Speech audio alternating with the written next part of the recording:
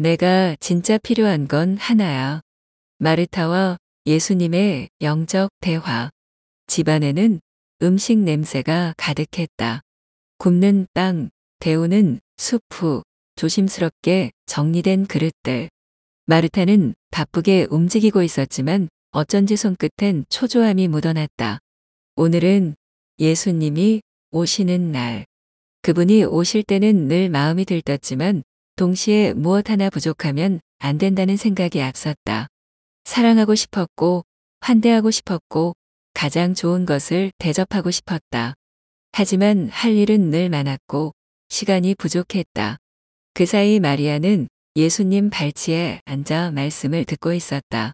일손을 돕지 않는 동생을 바라보며 마르타의 속은 점점 끓어오르기 시작했다. 결국 그녀는 참지 못하고 입을 열었다. 주님, 제 동생이 저 혼자 일하게 두는 것을 아무렇지 않게 여기십니까? 저를 좀 도와주라고 말씀해 주세요.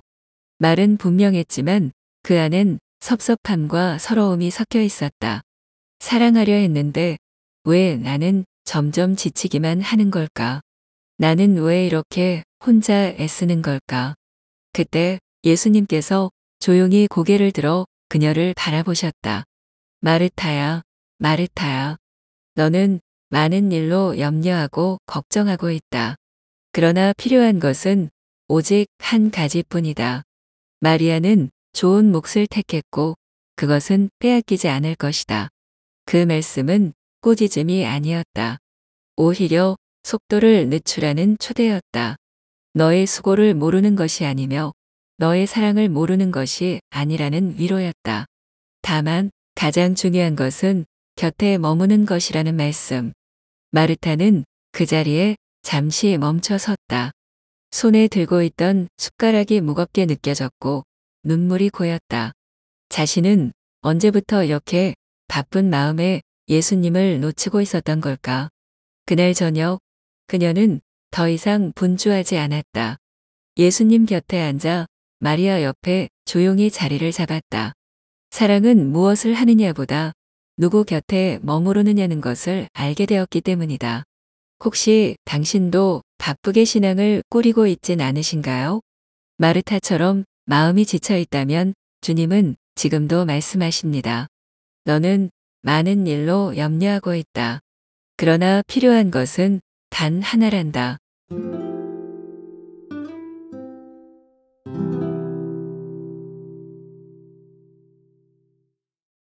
너의 죄는 이미 용서받았다. 마리아 막달레나와 예수님의 영적 대화. 동이 트기 전 정원은 어둠과 새벽빛이 뒤섞여 있었습니다. 아직 풀잎엔 밤의 이슬이 맺혀 있었고 바람은 차가웠습니다. 그녀는 무거운 발걸음으로 무덤을 향했습니다. 아무도 남지 않은 그곳에서 그녀는 마지막 인사를 전하고 싶었기 때문입니다. 사랑은 그렇게 끝나는 줄 알았습니다. 죽음 앞에서, 고통 앞에서, 십자가의 마지막 장면 앞에서 그녀의 마음도 함께 무너졌습니다. 하지만 그녀는 떠나지 못했습니다.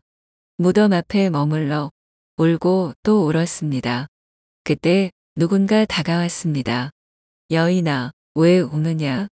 누구를 찾느냐? 그녀는 정원지기인 줄 알았습니다. 누가 주님을 옮겼습니다. 그분을 어디에 두었는지 말해주세요. 하지만 단 한마디, 그분의 부드러운 음성이 그녀의 영혼 깊은 곳을 울렸습니다. 마리아야. 그 순간 그녀는 알아보았습니다. 죽음보다 강한 사랑의 목소리. 눈물 속에서도 결코 잊을 수 없었던 그 음성. 그녀는 무릎을 꿇고 손을 뻗었지만 예수님은 조용히 말씀하셨습니다. 나를 붙잡지 마라. 나는 아직 아버지께 올라가지 않았다. 그분은 그녀를 멈추게 하셨지만 그 사랑은 오히려 더 깊이 그녀 안에 새겨졌습니다. 그날 이후 그녀는 그분을 붙잡는 대신 전하는 사람이 되었습니다. 그녀는 달려갔습니다. 제자들에게 외쳤습니다. 내가 주님을 배웠습니다. 그날 정원에서 그녀는 죽음을 넘어선 사랑이 어떻게 한 영혼을 다시 살리는지를 몸으로, 마음으로, 그리고 영혼으로 알게 되었습니다. 우리는 때로 사랑이 끝났다고 생각합니다. 하지만 부활하신 주님은 우리가 가장 무너져 있을 때 다가오십니다. 그분은 오늘도 마리아야처럼 조용하지만 분명하게 우리 이름을 부르고 계십니다.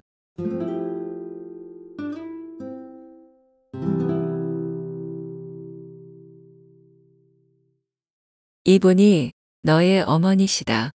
요한과 예수님의 영적 대화. 하늘은 어두웠고 바람은 거칠었다. 해가 중천을 지나도 세상은 마치 숨을 멈춘 듯 조용했다. 그는 말없이 그 자리에 서 있었다. 십자가 아래 사랑과 고통이 교차하는 그곳에 요한은 여전히 어린 제자였다. 그는 많은 것을 이해하지 못했지만 단 하나만은 확실히 알 수 있었다. 그분을 떠날 수 없다는 것. 다들 도망쳤지만 그는 남았다. 그리고 그분의 어머니 마리아도 남았다. 고개를 들 때마다 못 박힌 손과 피 흘리는 이마, 말라가는 입술이 보였다. 그는 그토록 사랑하던 주님의 눈을 감히 마주할 수 없었다. 그때 그분이 말씀하셨다. 숨을 몰아쉬며 그러나 너무나 또렷하게 여인이시여, 이 사람이 어머니의 아들입니다. 이분이 내 어머니시다. 그 순간 요한의 마음에 무언가 무너지고 동시에 다시 세워졌다. 고통 가운데에서도 주님은 여전히 사랑하고 계셨고 마지막까지 누군가를 맡기고 계셨다. 요한은 말없이 고개를 끄덕였다. 자신이 무엇을 해야 하는지 더는 설명이 필요하지 않았다. 그날 이후 그는 마리아를 모셨다. 그녀를 통해 주님의 눈빛을 기억했고 그녀의 침묵 속에서 십자가의 사랑을 매일 묵상했다. 그리고 그는 알게 되었다. 사랑은 때때로 가장 고통스러운 자리에서 완성된다는 것을. 그 자리에 머무는 것이야말로 진정한 제자의 길이라는 것을. 십자가 아래 머물 수 있는 용기. 그것은 사랑에서 시작됩니다. 주님은 오늘도 우리에게 묻고 계십니다. 이분이 내 어머니시다. 당신은 그 신뢰를 품을 준비가 되어 있으신가요?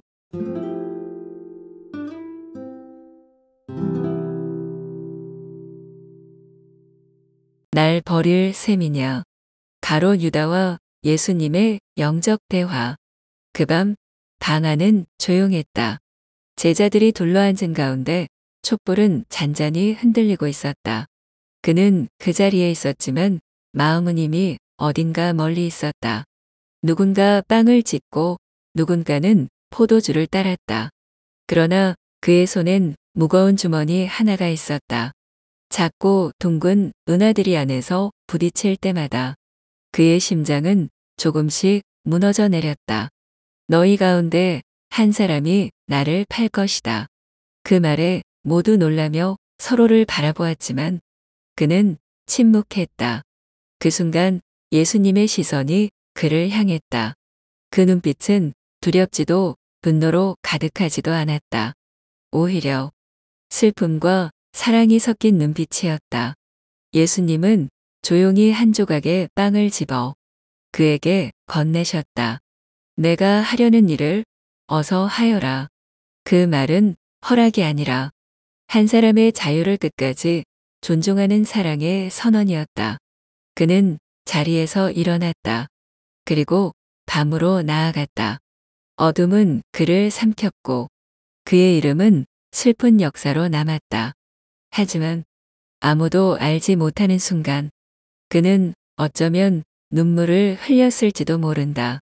주님의 마지막 눈빛을 떠올리며 그 빵의 따뜻함을 손끝에 느끼며 우리는 모두 유다의 자리에 설 수 있습니다. 사랑 앞에서 망설이고 진실 앞에서 돌아서기도 합니다. 그러나 예수님은 마지막 순간까지도 우리를 바라보십니다. 슬픔 속에서도 여전히 사랑하는 그분의 시선을 기억하시나요?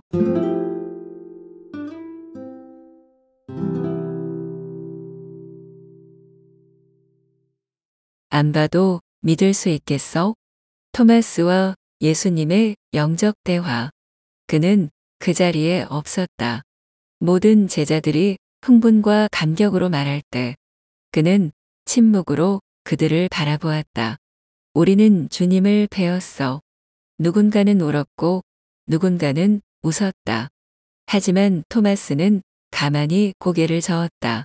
그 말이 너무 간절해서 오히려 믿을 수 없었다. 그는 마음속으로 이렇게 말하고 있었다. 나는 내 손가락으로 그분의 못 자국을 보지 않고는, 그 손에 내 손을 넣어보지 않고는 믿지 않겠다. 그 말은 단순한 의심이 아니었다. 그리움이 너무 컸기 때문이었다.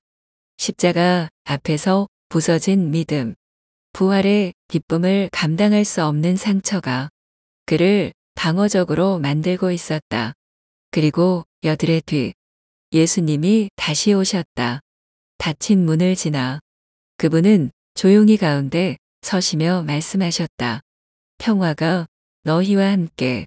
그 음성은 그 어느 때보다 부드러웠다.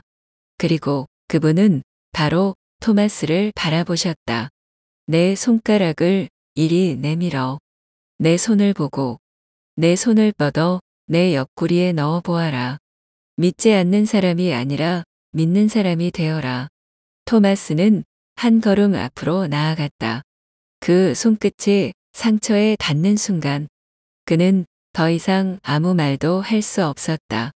저의 주님, 저의 하느님. 그 고백은 그의 의심을 꺾은 것이 아니라 의심을 통과한 사랑의 고백이었다. 때때로 우리는 토마스처럼 말합니다.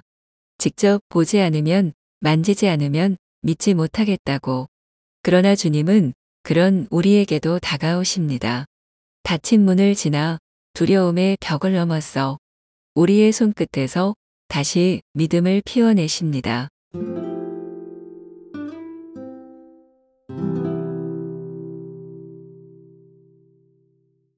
진리가 무엇이냐? 빌라도와 예수님의 영적 대화. 그는 사람을 많이 보았다. 군중, 죄수, 장군들, 사제들, 유대인의 지도자들까지. 하지만 그 사람은 달랐다.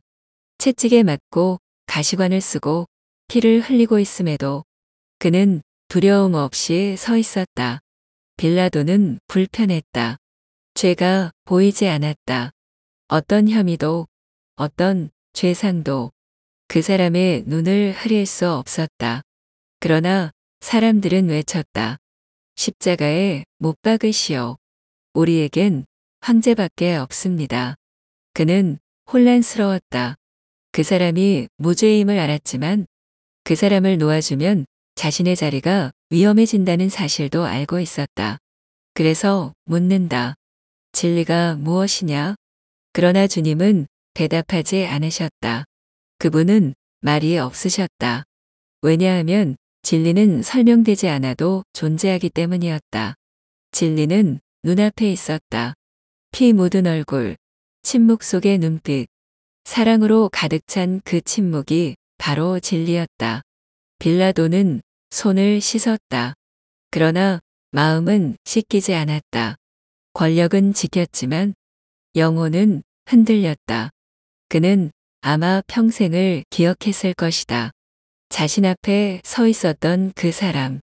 진리가 눈앞에 있었지만 그는 군중을 선택했다.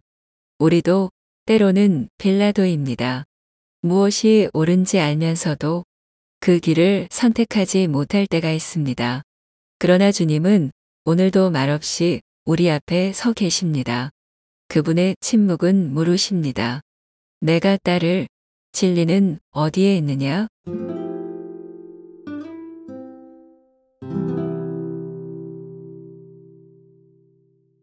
그거 다 내려놓을 수 있겠어? 부자 청년과 예수님의 영적 대화. 그는 예수님께 달려와 무릎을 꿇었다. 겉모습은 겸손했고 질문은 진지했다. 선하신 스승님, 제가 무엇을 해야 영원한 생명을 얻을 수 있습니까? 예수님은 그를 바라보셨다. 그의 진심을 읽으셨고 그 마음 깊은 곳에 갈망과 공허함을 보셨다.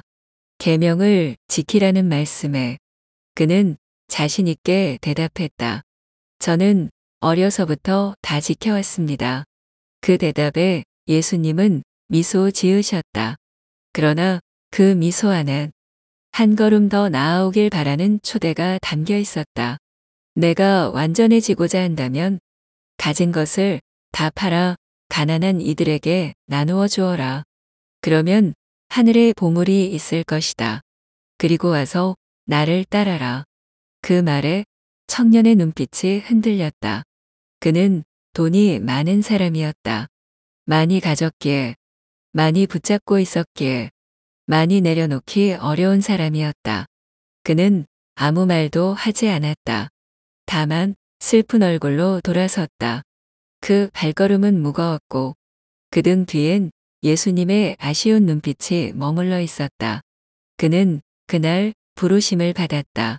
그러나 응답하지 못했다. 가진 것이 많았기에 우리는 모두 그 청년일 수 있습니다. 무언가를 사랑하고 무언가를 붙잡고 그 때문에 주님을 따라가지 못할 때가 있습니다. 예수님은 오늘도 우리에게 말씀하십니다.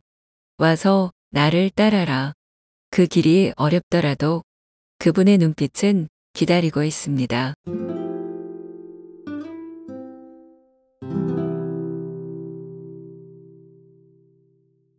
누구도 널 정죄할 수 없다. 가늠한 여인과 예수님의 영적 대화. 사람들이 여인을 끌고 왔다.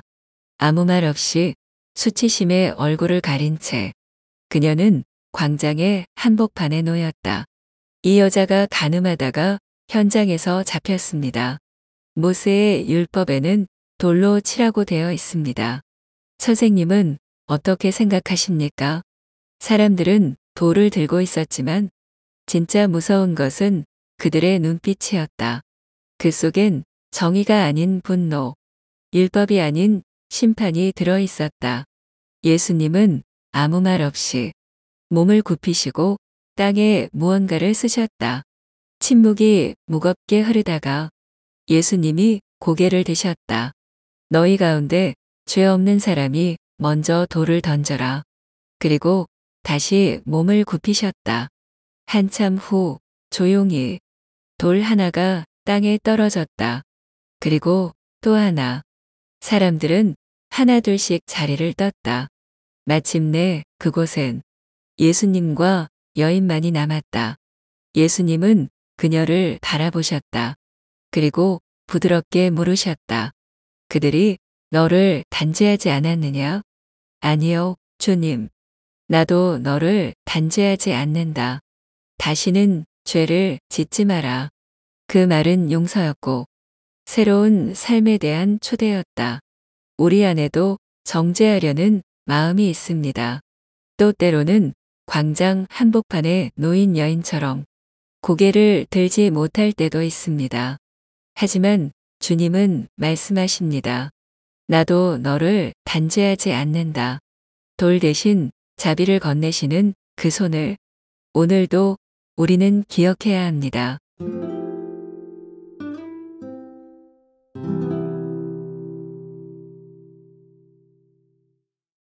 오늘 너의 집에 머물겠다. 자케오와 예수님의 영적 대화. 사람들 사이에서 그는 작았다. 세리들의 리더인 세리장이라는 이름이 있었지만 존경받지 못했고 오히려 손가락질 받는 사람이었다. 그런 자케오가 그날은 무언가에 사로잡혀 사람들보다 먼저 달렸다. 예수님이 지나간다는 소문 하나만으로 그는 나무 위에 올라갔다. 모든 사람이 그를 무시해도 그는 간절히 주님이 보고 싶었다. 예수님은 그 길을 지나시다가 멈춰 서셨다. 그리고 위를 올려다보셨다. 자케오야, 어서 내려오너라. 나는 오늘 내 집에 머물고자 한다. 그 순간 자케오는 가장 높은 곳에서 가장 낮은 마음으로 내려왔다. 그리고 그의 집은 그날 주님을 모신 집이 되었다. 그는 말한다. 주님, 제 재산의 반을 가난한 이들에게 나누어 드리겠습니다. 남에게서 부당하게 빼앗은 것이 있다면 4배로 갚겠습니다. 예수님은 말씀하신다. 오늘 이 집에 구원이 내렸다. 우리는 때로 자케오처럼 무언가에 쫓기며 살아갑니다.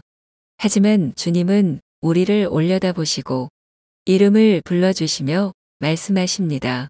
오늘 너의 집에 머물고 싶다. 그 초대에 응답할 준비가 되어 있나요?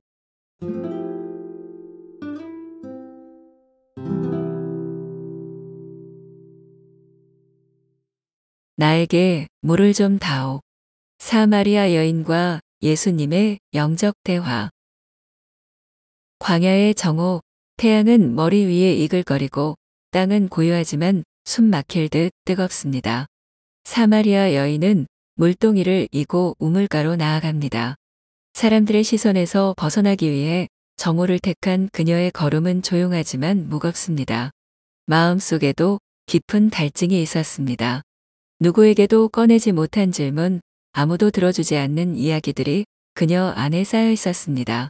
그곳에서 그녀는 예수님을 만납니다. 한 유다 남자가 더군다나 낯선 이가 그녀에게 물을 좀 다오라고 청합니다. 단순한 말 한마디였지만 그 말 속엔 벽을 허무는 용기가 담겨 있었습니다. 유다인과 사마리아인 사이, 남성과 여성 사이, 거룩함과 상처 사이에 놓인 수많은 거리들이 그 한마디로 좁혀지기 시작합니다. 여인은 놀라워하며 물었고 예수님께서는 내가 주는 물은 영원히 솟아나는 샘물이 될 것이다 라고 말씀하십니다. 그녀는 그 말을 이해할 수 없었지만 그 안에서 무언가를 느꼈습니다. 오랜 시간 마음속을 짓눌렀던 수치와 외로움이 조금씩 녹아내립니다. 예수님은 그녀의 삶을 꿰뚫어 보셨고 그녀는 더 이상 숨지 않았습니다. 오히려 당신이 그리스도이십니까? 라는 고백과 갈망이 그녀 안에서 피어나기 시작했습니다. 그날 그녀는 물동이를 내려놓고 마을로 달려갑니다. 더 이상 목마르지 않았기 때문입니다. 육신의 물이 아니라 진정한 생명의 물을 만났기 때문입니다. 누군가가 자신의 이야기를 들어주고 진심으로 자신을 바라봐 주었다는 사실은 그녀에게 새로운 생명을 안겨주었습니다. 그 우물가는 단순한 물길의 장소가 아니라 영혼이 깨어나는 자리가 되었습니다. 진리 앞에서 마음이 열리고 숨겨진 상처가 빛 앞에 드러나 치유되는 그 자리에 서 있던 여인처럼 우리도 언젠가 그 우물가에서 주님을 만나게 될 것입니다. 우리 안의 갈증을 더 이상 외면하지 말고 그분께 가까이 다가가야 합니다. 물동이를 들고 우물가를 찾은 사마리아 여인의 발걸음은 조용했지만 마음속 갈증은 깊었습니다. 정오의 뜨거운 태양 아래 그녀는 외면당한 삶의 무게를 안고 그곳에 나왔고 예수님께서는 그녀를 판단하지 않으신 채 조용히 말씀하셨습니다. 내가 주는 물을 마시는 이는 영원히 목마르지 않을 것이다. 그 말씀이 그녀 안에 떨어진 순간 그녀의 마음에는 이해할 수 없는 평화가 찾아왔습니다. 마치 예수님께서 니코데모에게 말씀하셨던 것처럼 바람은 불고 싶은 대로 분다. 는 그 신비가 그녀의 마음 안에서 현실이 되었습니다. 어디서 와서 어디로 가는지 알 수 없지만 그 바람은 분명히 그녀를 적시고 지나갔습니다. 우리도 그 바람을 느낄 수 있습니다. 설명할 수 없지만 분명한 눈에 보이지 않지만 우리를 흔드는 그 성령의 숨결을 주님께서 오늘도 우리 마음 깊은 우물가에서 말씀하십니다. 나에게 물을 좀 다오.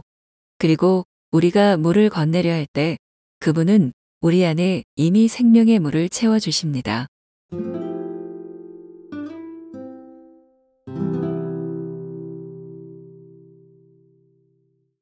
다시 태어나야 하리라. 니코데모와 예수님의 영적 대화. 누구든지 이로부터 태어나지 않으면 하느님의 나라를 볼 수 없다. 니코데모는 지성인입니다. 그는 율법을 깊이 연구하며 하느님을 섬기는 법을 배워왔고 바리사이파 사람으로서 누구보다도 신중하고 체계적인 사고를 지닌 이였습니다. 그런 그가 어느 날 밤이 되어서야 조용히 예수님을 찾아옵니다. 대낮이 아닌 밤이라는 사실은 그의 마음속 갈등과 조심스러움을 잘 보여줍니다. 그는 예수님께 당신은 하느님에게서 오신 분임이 분명하다고 말씀드리지만 그의 시선은 여전히 표징과 이해의 영역에 머물러 있었습니다. 예수님의 반응은 예상 밖이었습니다.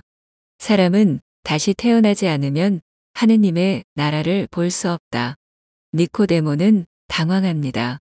그는 문자 그대로 받아들이며 늙은 사람이 어떻게 다시 태어날 수 있습니까? 라고 되묻습니다. 이는 니코데모께서 아직 눈에 보이는 세계 안에 머물러 계신다는 것을 보여줍니다. 그의 사고는 논리와 지식의 틀 안에 있지만 예수님께서는 그 틀을 깨고 영적인 차원으로 초대하고 계셨습니다. 지성적인 사람의 시선은 이해를 통해 진리에 다가가려 합니다. 그는 질문하고 분석하고 납득해야만 다음 걸음을 내딛습니다. 하지만 영적인 시선은 믿음으로 진리에 들어섭니다. 그것은 설명되지 않아도 받아들이는 용기, 눈에 보이지 않아도 신뢰하는 내면의 움직임입니다. 예수님께서는 니코데모께 바로 그 믿음을 요구하십니다. 성령으로 새롭게 태어나는 것, 곧 눈에 보이지 않는 하느님의 숨결에 온전히 자신을 내맡기는 것이 그 길임을 말씀하십니다. 이 대화는 두 시선이 교차하는 장면입니다. 한쪽은 이해하려 하고 한쪽은 믿으라고 합니다.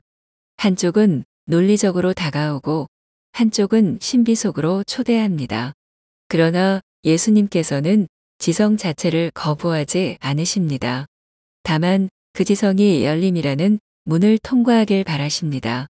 닫힌 지성은 교만으로 흐르지만 열린 지성은 신앙으로 연결됩니다. 예수님께서는 니코데모의 지성이 진실로 깨어나기를 기다리고 계셨던 것입니다. 밤에 시작된 이 만남은 결국 새벽의 빛으로 나아갑니다. 어둠 속에서 길을 묻던 니코데모는 예수님을 향해 조금씩 시선을 옮기십니다. 그는 훗날 예수님의 장례를 준비하는 이로 다시 등장하십니다. 말없이 그러나 온 마음으로 향유를 들고 그때 그는 이미 이해를 넘은 자리에 서 계셨는지도 모릅니다. 믿음이라는 빛 앞에 조용히 고개를 숙이시며 빛은 어둠 속에 오시고 그 빛은 당신을 찾는 이의 마음을 밝혀주십니다. 지식에서 믿음으로, 이해에서 신뢰로 나아가도록 주님께서 오늘 우리를 부르고 계십니다.